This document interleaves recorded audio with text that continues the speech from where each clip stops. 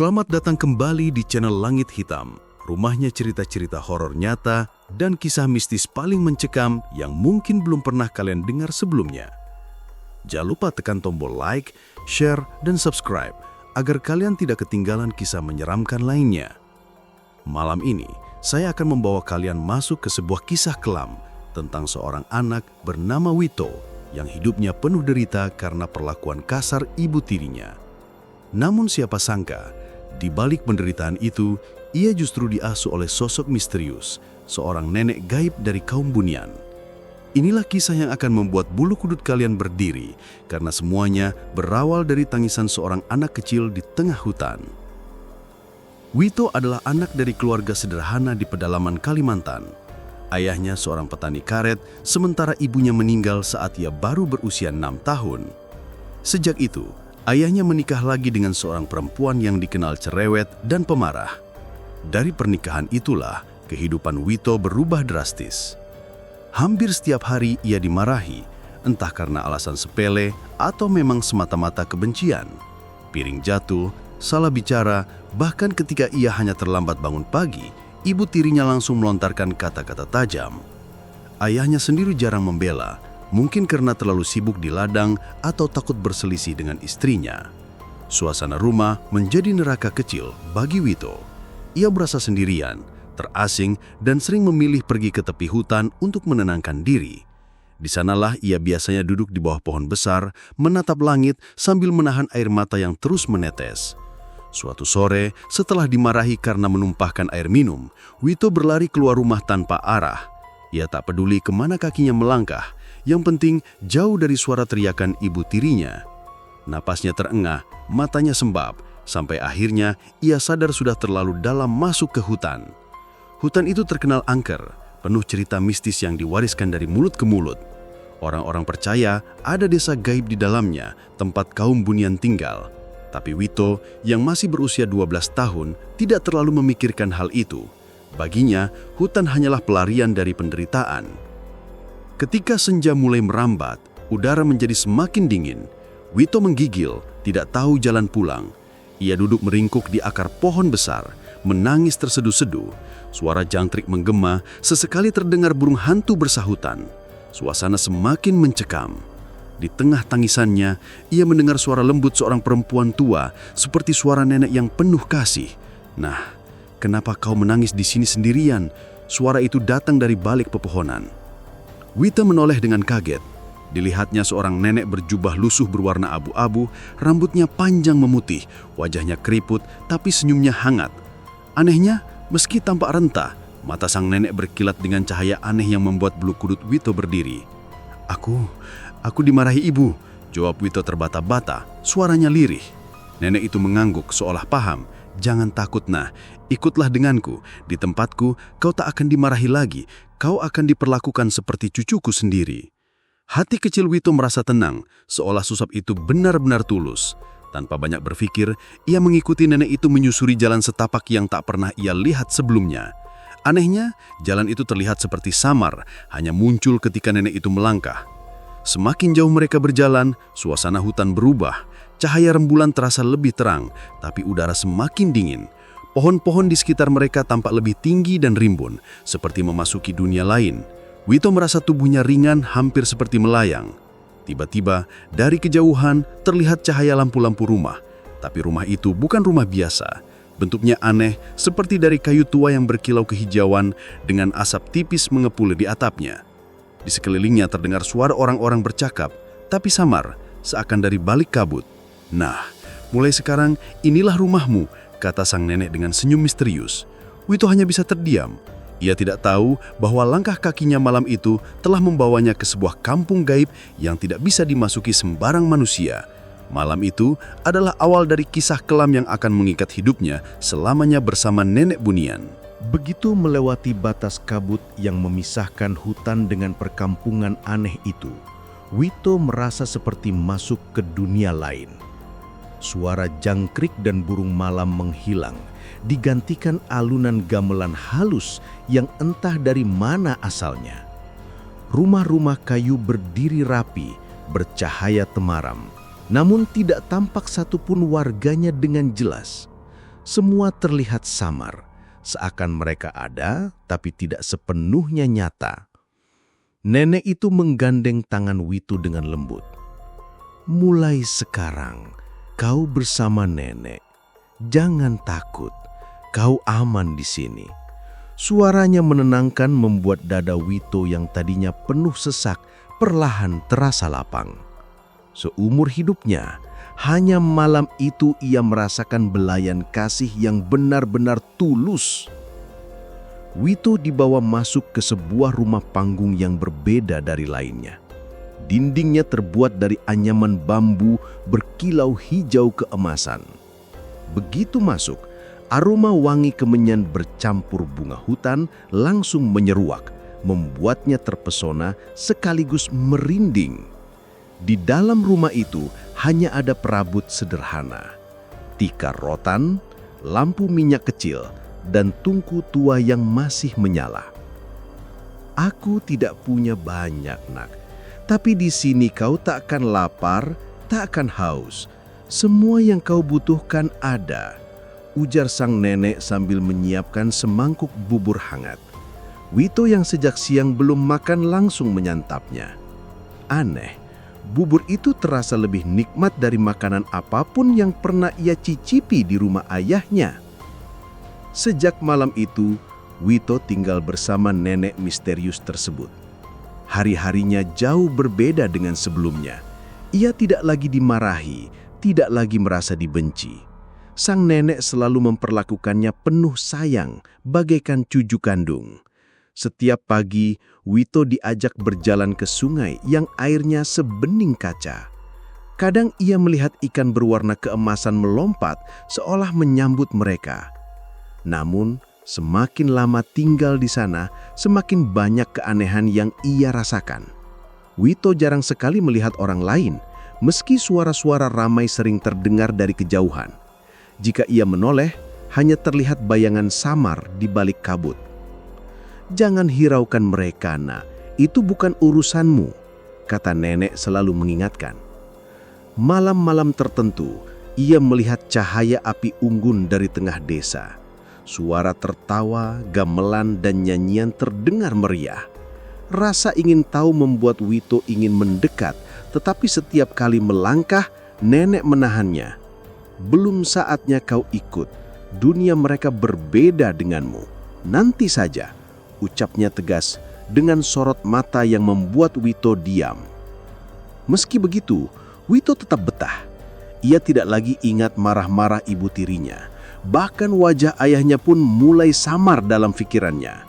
Semua digantikan oleh perhatian nenek bunian yang seolah mampu menghapus luka lama. Sampai pada suatu malam saat Wito terbangun karena suara berbisik di telinganya. "Anak manusia, kenapa kau di sini?" Suara itu terdengar jelas, padahal tidak ada siapa-siapa di sekitarnya. Tubuhnya merinding, keringat dingin membasahi lehernya. Ia mencoba bangkit, tapi kakinya terasa berat. Pagi harinya, Wito bercerita kepada nenek. Namun wajah nenek berubah serius. "Ingat, Nak, jangan pernah menjawab bisikan itu. Kalau kau balas, mereka akan membawamu pergi. Kau belum siap." Penjelasan itu membuat Wito makin penasaran, tapi ia memilih diam. Hari demi hari berlalu, hingga ia merasa waktu seakan tidak bergerak. Ia tidak tahu sudah berapa lama tinggal di sana. Matahari terbit dan tenggelam seperti biasa, tetapi tubuhnya tidak berubah. Rambutnya tidak memanjang, kulitnya tidak menggelap meski sering berada di luar rumah. Di satu sisi, Wito merasa bahagia karena tidak pernah lagi merasakan penderitaan. Namun, di sisi lain, ada rasa asing yang sulit ia jelaskan. Dunia tempat ia tinggal sekarang begitu damai, tapi juga terlalu sepi, terlalu sunyi dari kehidupan nyata. Pada suatu sore, nenek bunian duduk di teras rumah sambil memintal benang dari kapas hutan. Ia memandang Wito dengan tatapan sayu. "Nah, apa kau masih rindu rumahmu, ayahmu, dunia lamamu?" Pertanyaan itu membuat dada Wito bergetar. Untuk pertama kalinya, Ia tersadar bahwa dirinya mungkin sudah terlalu jauh meninggalkan kehidupan manusia. Malam itu, Wito bermimpi buruk. Ia melihat ayahnya menangis di depan rumah, memanggil-manggil namanya. Di belakangnya, Ibu Tiri berdiri dengan wajah dingin. Tapi semakin keras ia mencoba menjawab, suaranya tak terdengar. Ia berlari, tapi tubuhnya seperti terikat. Dan di kejauhan, Nenek Bunian berdiri sambil tersenyum samar, seakan sengaja membiarkan ia terjebak.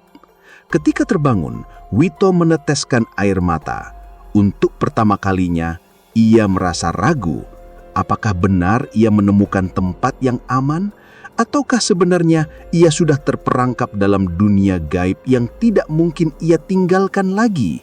Rahasia di balik kasih sayang. Sejak mimpi buruk itu, hati Wito tidak pernah lagi tenang. Setiap kali ia menatap wajah Nenek Bunian, muncul pertanyaan besar. Apakah benar nenek itu tulus menyayanginya atau ada maksud tersembunyi? Meski nenek selalu bersikap lembut, ada saat-saat tertentu ketika sorot matanya terlihat berbeda, tajam, dalam, dan seolah penuh rahasia. Wito mulai memperhatikan hal-hal kecil yang sebelumnya tidak ia hiraukan.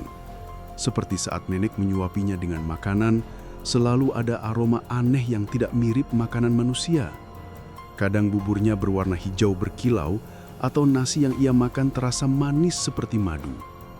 Setiap kali ia menanyakan itu, nenek hanya menjawab singkat, "Itu makanan dari bumi kami, jangan dipikirkan." Pada suatu malam, Wito memberanikan diri keluar rumah ketika nenek sedang tertidur. Ia ingin tahu apa sebenarnya yang ada di balik kabut desa Bunian.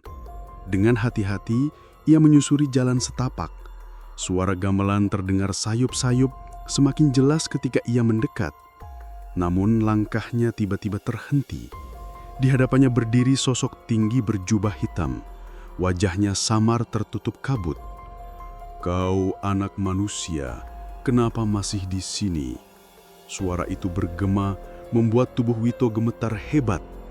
Ia ingin berlari, tapi sosok itu menghilang begitu saja, meninggalkan hawa dingin yang menusuk tulang. Ketakutan membuatnya segera kembali ke rumah. Tapi ketika ia masuk, nenek sudah berdiri di dalam dengan tatapan tajam. "Kau keluar ya?" Tanyanya lirih tapi suaranya menusuk.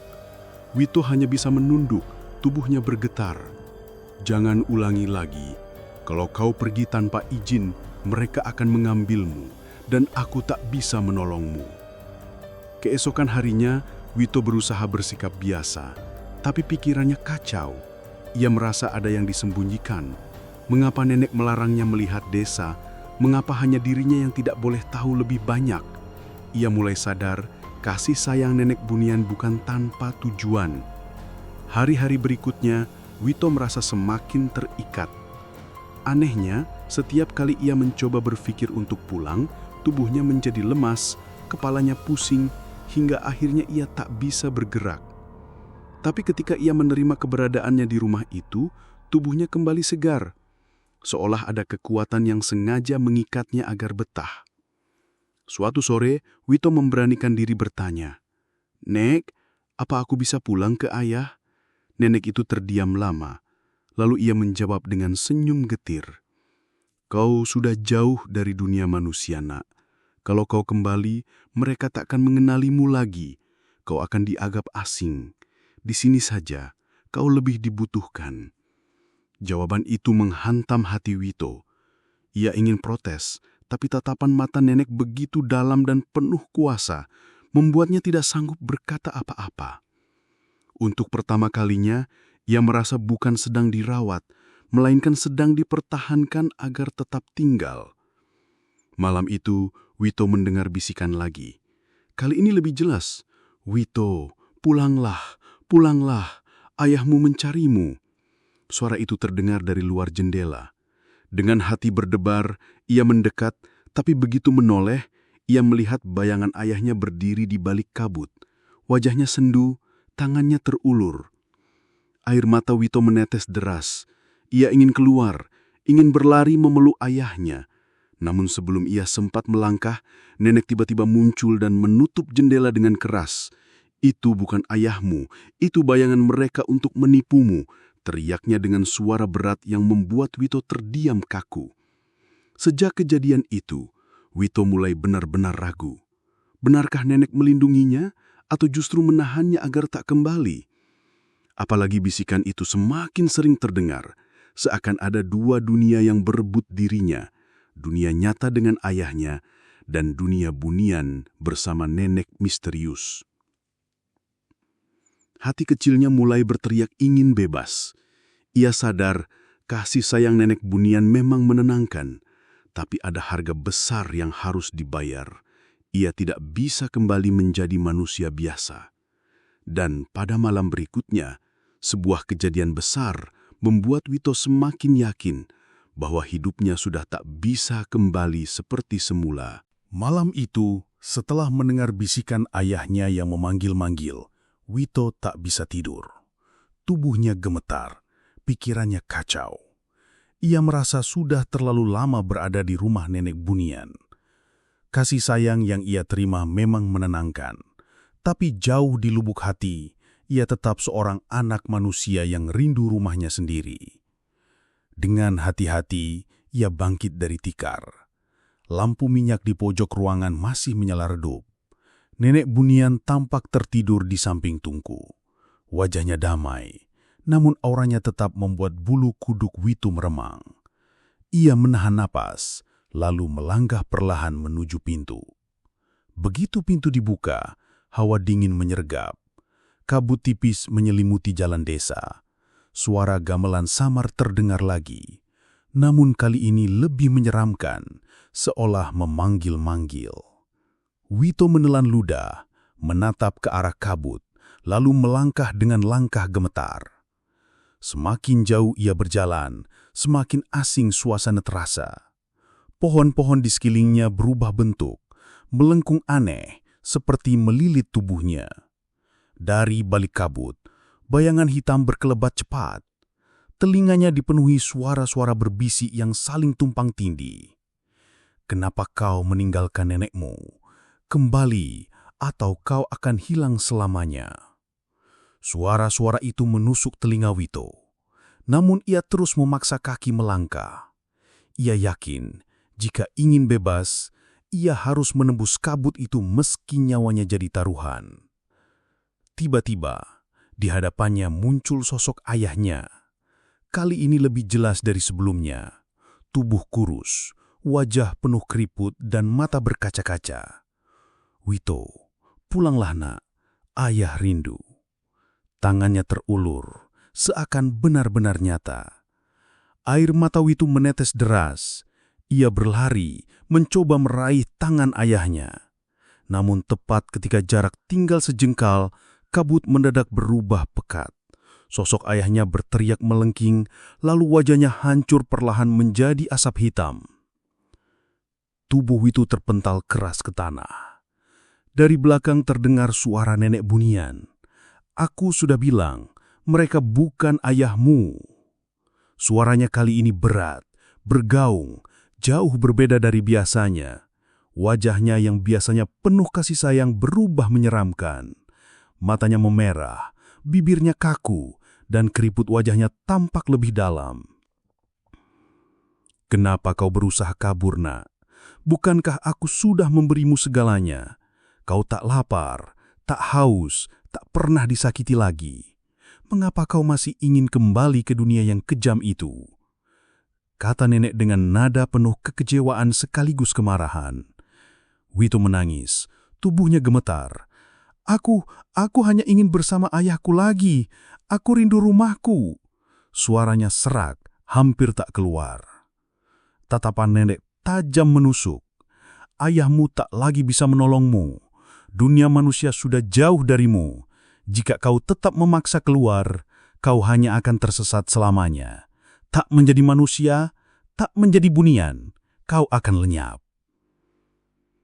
Kata-kata itu menghantam jantung Wito. Ia tak tahu harus memilih apa. Tinggal berarti ia aman, dicintai, tapi terperangkap. Pergi berarti kebebasan, tapi mungkin berakhir dengan kematian. Nenek Bunian lalu mendekat, menyentuh wajah Wito dengan tangan dinginnya. "Dengarkan, Nak. Kau adalah cucuku sekarang. Dunia lamamu sudah menolakmu. Aku satu-satunya yang bisa menjagamu." Tatapan matanya kembali lembut, seakan berusaha menenangkan. Namun di balik kelembutan itu, Wito tahu, ia bukan sekedar diasuh, ia dipenjara dengan cara yang halus. Ia mulai sadar, kasih sayang nenek Bunian hanyalah rantai gaib yang membuatnya tidak bisa pulang. Dan malam itu, untuk pertama kalinya, Wito bertekad, jika kesempatan kedua datang, ia akan mencari jalan keluar meski harus menantang semua kekuatan Bunian. Sejak malam itu, tekad Wito semakin bulat. Ia tidak ingin selamanya tinggal di dunia yang bukan miliknya. Kasih sayang nenek Bunian memang manis, tapi perlahan ia sadar, semua itu adalah belenggu agar dirinya tidak bisa pulang. Hatinya merontah, ia merindukan ayahnya, meski tahu ibu tirinya tetap ada di rumah. Beberapa hari berikutnya, Wito memperhatikan setiap celah.